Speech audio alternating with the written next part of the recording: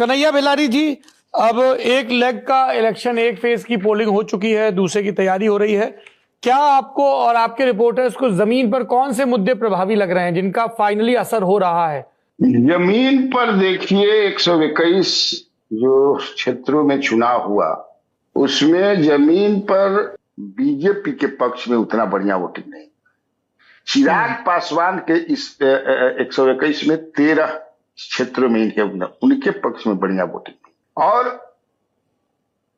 प्रशांत किशोर का मैंने कई क्षेत्रों में देखा कि उनका कलवाला में भी, आप देखिए कलवाला में मैं आपको बता दूं कि जैसे आपको जो है दरभंगा में आर.के. मिश्रा खेल बिगाड़ेंगे, सहरसा में किशोर कुमार मुन्ना खेल बिगाड़ेंगे, वहां से आई.पी. गुप्ता खड़ा है, समस्तीपुर में डॉक्टर विनोद खेला बिगाड़े, कुमरान में के.सी. सिन्हा खेला बिगाड़े, दीघा में बिट्टू सिंह खेला बिगाड़ेंगे।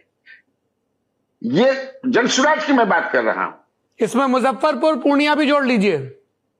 हाँ, वो भी आप जोड़ सकते हो, वहां मैं नहीं पर वहां भी बिगाड़ेंगे। जोकीहाट वहां मैं जोकीहाट नहीं गया हूं। सुगौली में जो उनके कैंडिडेट हैं, कोई झा है, क्या नाम है उनका, पूरा जो है महागठबंधन के लोग, चूंकि उनका टिकट नॉमिनेशन ही रद्द हो गया, जो वहां से थे शशि भूषण सिंह या क्या नाम था, सारे लोग लगे हुए हैं जनसुराज को जिताने में। हाँ, तो ये नहीं, जोकीहाट में इसलिए कह रहा हूं क्योंकि मैं वहां खुद गया था, तो तस्लीमुद्दीन के जो बड़े बेटे हैं सरफराज, जो कई बार विधायक रहे, तो इस बार सरफराज जनसुराज से हैं और शाहनवाज जो उनके दूसरे भाई हैं वो आरजेडी के टिकट पर मैदान में है। तो वहां पे सरफराज का पलड़ा थोड़ा सा भारी दिखा। हालांकि यहाँ एआईएमआईएम की सीट थी पिछली बार और शाहनवाज पिछली बार एआईएमआईएम की सीट पे जीते थे, तो ये इकलौती सीट है जहां पे वो एक मजबूत फाइट में हमें नजर आए। अब इसमें आपने सुगौली जोड़ा है। सुगौली है, जैसा मैं गया था गया शहर में धीरेन्द्र अग्रवाल इनके उम्मीदवार, धीरेन्द्र अग्रवाल इनके उम्मीदवार है।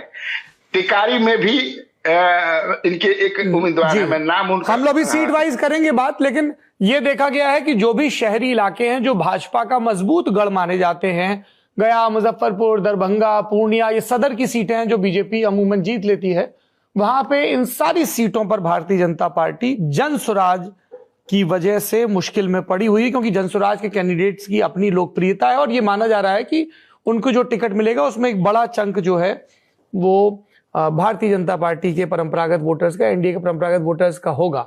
हम राजदीप सरदेसाई जी का रुख कर रहे हैं। राजदीप जी, आप 4-5 दिन ही रहे और पटना के आसपास के ही इलाकों में घूमे हैं आप, जैसे आप बक्सर की तरफ गए, शाहाबाद वाला एरिया जो है, आप इधर नालंदा की तरफ भी गए, पटना भी रहे। व्हाट इज योर सेंस, क्योंकि आप लंबे अरसे से जा रहे हैं? जो कि डेमोग्राफिक बिहार का है युवाओं में मैंने देखा, जो अगर आप प्रशांत किशोर के साथ रोड शो पर जाते हैं तो 95% जो आपको मिलेंगे वो मेल होते हैं, पुरुष होते हैं, और इसी वजह से मुझे लगता है वो दोनों को डैमेज कर रहे हैं। वो भाजपा को कुछ इलाकों में डैमेज कर रहे हैं, लेकिन तेजस्वी को एक युवा वोट जो मुझे लगता है 2020 में कुछ हद तक मिला था, 10 लाख नौकरियों का जो वादा किया था, वो इस समय उससे जो इलेक्ट्रिसिटी, जो एक बस था तेजस्वी को लेकर, वो इस बार नजर उस लेवल पर नहीं आया और प्रशांत किशोर उस वोट को खींचने की कोशिश अपनी तरफ से कर रहे हैं। स्कूल का बस्ता छाप पर बटन दबाएं, जनसुराज को विजयी बनाएं।